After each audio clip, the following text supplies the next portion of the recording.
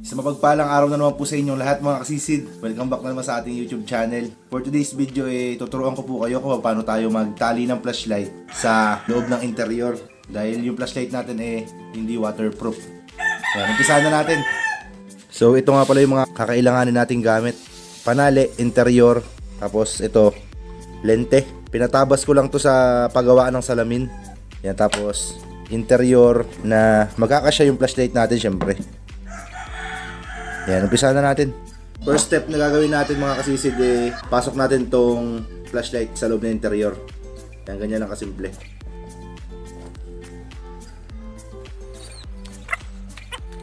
Yan, nakapasok na siya sa loob. Second step, papasok natin tong lente, yung salamin, dito sa loob. Yan, ganyan lang kasimple mga kasisid. Kailangan naka-flat siya dun sa flashlight.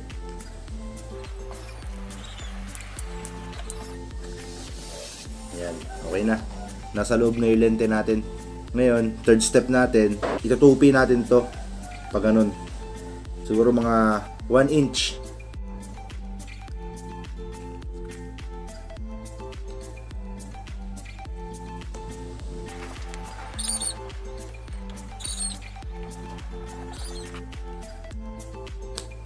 Make sure nga pala natin mga kasisid na walang butas tong interior natin kasi magiging useless lahat ng ginagawa natin.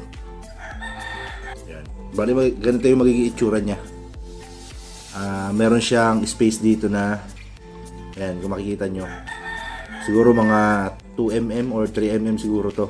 Bali may purpose yan. Kaya kailangan natin ng panali interior. Yan. Tali muna natin siya dito ng mga 2 ikot. Yan, dito. Isang ikot, pangalawang ikot, yan. Tsaka natin siya gaganto. Parang pa-flower. Yan, isa. Pagkayari dyan sa una, sa kabila naman, dito. Yan. Yan. Yan, bala magandang magiging itsura niya. Isa dito. Tapos isa dito sa kabila. Bali pa ulit-ulit lang yan. Sa kabila naman, dito, sa wala. Ganyan. Sa kabila naman, dito. Yan. Yan, ganyan magiging itsura niya. Tapos, ikot ulit tayo ng mga 2 ikot. Ganyan. I-make sure nyo mga kasisid na itong salamin na to, nakadikit dun sa nguso ng flashlight. Yan, para wala siyang awang. Kasi pag may awang sa loob yan, may tendency na makalas tong salamin. Yan. Next step natin, itong mga bakante na to, yan, 4. Talian din natin kagaya nito. Yan, ganyan lang para magiging pa-flower yung itsura niya. Yan. Dito naman sa kabila. Yan. Tapos dito naman. Yan. Ito isa. Pang-4. Yan. Ganyan yung magiging itsura niya. Parang pa-flower yung itsura. Doblehin natin. Ito pa sa interior. Kagaya lang ulit ng step kanina para sigurado na hindi matatanggal tong lente. Hindi siya makakalas para matibay.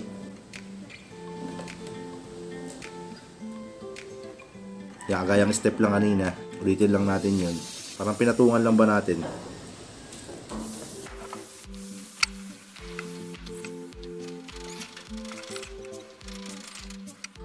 Yan. Okay na. Kung makikita nyo, doble na siya lahat.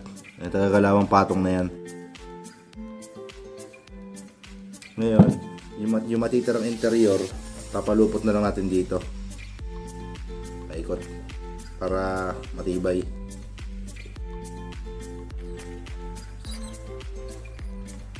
Tsaka natin ilalak. Ganyan magiging itsura niya.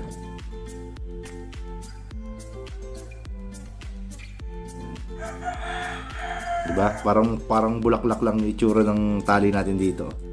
Ngayon, next step natin, kung nagbablog kayo, syempre kailangan nyo ng camera holder. Kung di naman kayo nagbablog, ganito lang. Kung nagbablog kayo, ito ilalagay nyo sa ibabaw. Yan, sisentro nyo lang. Yan, nakasentro na. Saka natin tatalian ulit ng interior. Yan.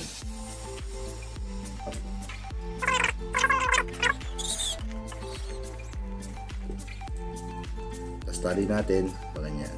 Ilak natin. Yan, okay na. Mga idol, ganyan na magiging itsura niya. Ganito naman yung magiging itsura niya pagka nilagay natin yung camera.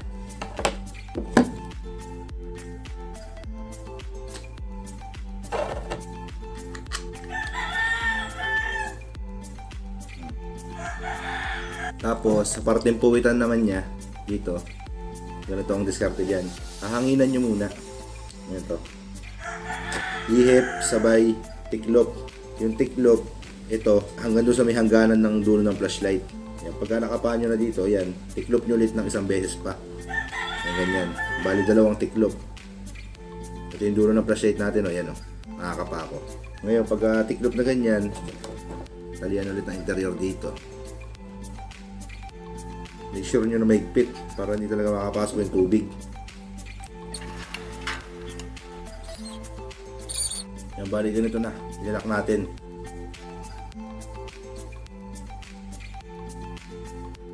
Ganun lang kasimple mga kasisid. Ito na yung finished product natin. Kung makapansin nyo, may hangin siya sa loob. Testing natin. Yun. Ganda ng ilaw nyo. Diba? Ganun lang kasimple, mga idol, mga kasisid. Yan mga kasisid, bale, itong flashlight na to na-order ko sa Lazada. Bale, ilalagay ko na lang yung link sa comment section tsaka sa description ng vlog na to. Sana nakatulong to sa mga kapwa natin ka-espero. Maliit na bagay man pero sana nakatulong. Yan. Ngayon na lang ang ating video mga kasisid. Bali, kita-kit na lang tayo sa susunod na episode ng ating vlog. Baka mamaya makapag-spear fishing na kami dahil may dilim na. Siguro mga alas 9 na ang lutang ng buwan. Yun, dive safe sa ating lahat mga kasisid. Ingat kayo palagi.